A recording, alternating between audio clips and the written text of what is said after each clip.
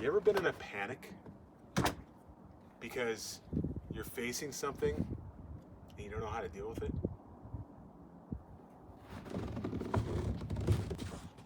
Then I think you'll want to hear this passage from Matthew today. It's also found in Mark 9 as well.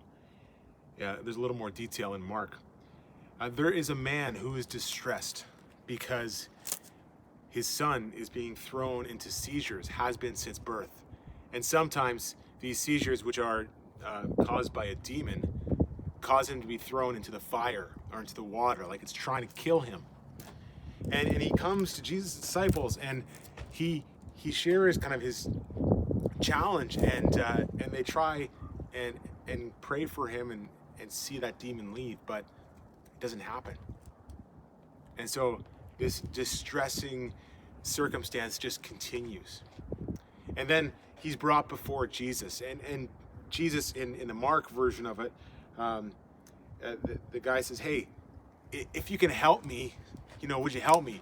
And Jesus says, "If I can." And he says, "Hey, all you got to do is believe." The guy says an amazing line, which I think is a great line for any of us. "I believe, help me with my unbelief." And then Jesus sets the son free. Later on, the disciples, they go, "Hey, why couldn't we cast that one out?"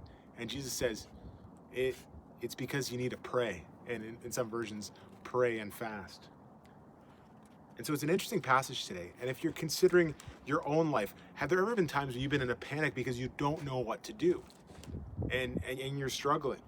And maybe it's a circumstance like this, maybe it's something else.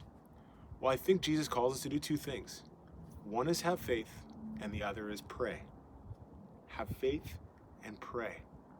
Now, did his disciples pray? I think they did, like when they're casting out the demon. But I think what Jesus is saying is pray again, pray again, pray again. Because sometimes we need to continually be persistent in prayer. And prayer isn't just to like some equation or some magic spell that we do that then God grants our wishes. It brings us into communion with God, where we have relationship with him. And as we do that, as we spend time with him, we begin to understand who he is and get his heart. And we pray in line with what he would have. And at the same time, our faith grows. And so I think the reason Jesus is calling his disciples to prayer is to also grow their faith. So whatever you're going through today, would you grow your faith through prayer as you have this connection with God? I hope it's a good word for you today.